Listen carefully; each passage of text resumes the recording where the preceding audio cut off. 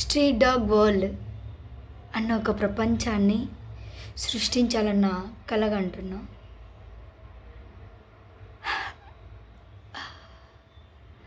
పెద్దదే, చాలా పెద్ద కళ. అయితే ఏంటి, మనిషి అనుకుంటే ఏదైనా సాధించగలడు. నేను కూడా దగ్గర దగ్గర 1 ఇయర్ నుంచి ఈ కళ నాకు ఉన్నా కూడా భయపడ్డాననే చెప్తున్నా. అంటే భయం అంటే ఎలా చేయాలి, ఏం చేయాలో అస్సలు అర్థం అవ్వలేదు.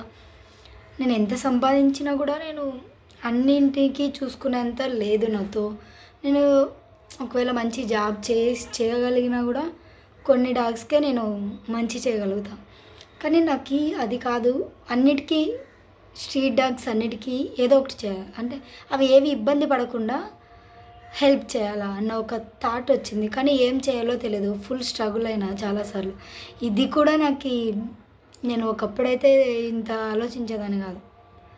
నా దగ్గరలో ఒక కుక్క ఉందా, అన్నం వేసినాను, అంతవరకే ఉండేది. నాకు ఇప్పుడు కూడా కొంచెం ఓసిడి ఉంది.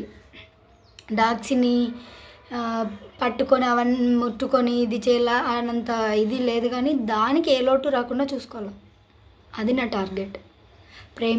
ప్రేమ అంటే దాన్ని ముట్టుకొని దాన్ని ఇది చేస్తేనే ప్రేమ రాదు. ప్రేమని నేను అనుకోను. దానికి ఏ లోటు రాకుండా చూసుకోవడం కూడా, డాగ్స్కి ఏ లోటు రాకుండా చూసుకోవడం కూడా ప్రేమే అనుకుంటున్నా.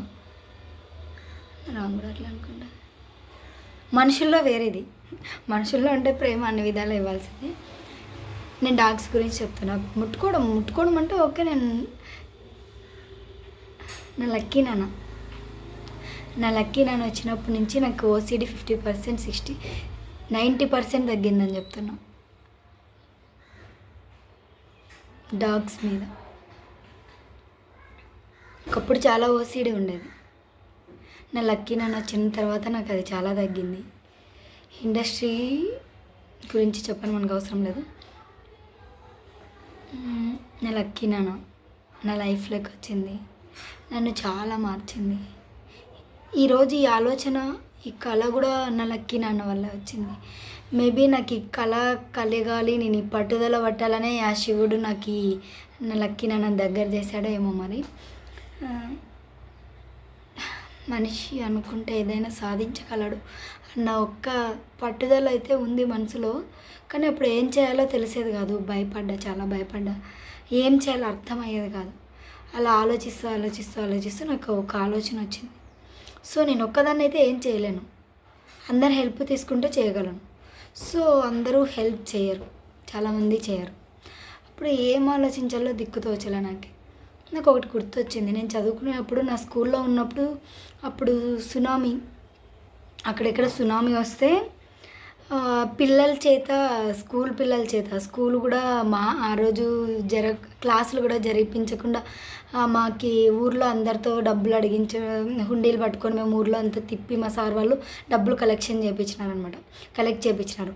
సో నాకు అది గుర్తొచ్చి ఇప్పుడు నేను పెద్దవాళ్ళని వీళ్ళని రోడ్ల మీద అడుక్కుంటూ పోతే నాకు ఎవరు ఇవ్వరు, ప్లస్ అవమానిస్తారు, ఏమైనా జరగచ్చు. సో నేను అది తీసుకోలేక మధ్యలో దాన్ని ఆపేయచ్చు. కాబట్టి నేను ఇదంతా జరగకుండా స్కూల్స్కి వెళ్ళి స్కూల్ పిల్లల్ని వాళ్ళకి మోటివేట్ చేసి, స్ట్రీట్ డాగ్స్ వల్ల ఎవరికి ఇబ్బంది వద్దు, మన వల్ల దానికి ఇబ్బంది వద్దు, ఎవరు ఫుడ్ వేయడం లేదు, అవి దానంతట అవి చేసుకొని తినలేవు, సంపాదించుకోనికి కష్టం దాని ఫుడ్ అవి ఇప్పుడున్న పరిస్థితుల్లో. సో కాబట్టి మనము దానికి ఏమైనా హెల్ప్ చేయాలి అని పిల్లలు ద్వారా వాళ్ళకి వాళ్ళ అమ్మ నాన్న ఇచ్చిన 10 రూపాయలు కావచ్చు, 5 రూపాయలు కావచ్చు, 100 రూపాయలు కావచ్చు, వాళ్ళకి ఇచ్చిన డబ్బులో నుంచి వాళ్ళు 1 రూపాయి వేస్తారా, 5 రూపాయలు వేస్తారా, 10 రూపాయలు వేస్తారా, 10 రూపాయలు ఇచ్చిన దాంట్లో వాళ్ళ ఇష్టం. అది యాక్చువల్గా చెప్పాలంటే ఇప్పటికే ఇవన్నీ అవసరం లేకుండా పెద్దవాళ్ళు పిల్లలకి ఫుడ్ వేయడం నేర్పించింటే కుక్కలకి ఈరోజు ఈ పని నేను ఇలా ఆలోచించాల్సిన అవసరం వచ్చేది కాదు. మన స్ట్రీట్లో ఉన్న డాగ్స్ ఉంటే 10 డాగ్స్ ఉంటాయి, 20 డాగ్స్ ఉంటాయి అనుకో, 5 డాగ్స్.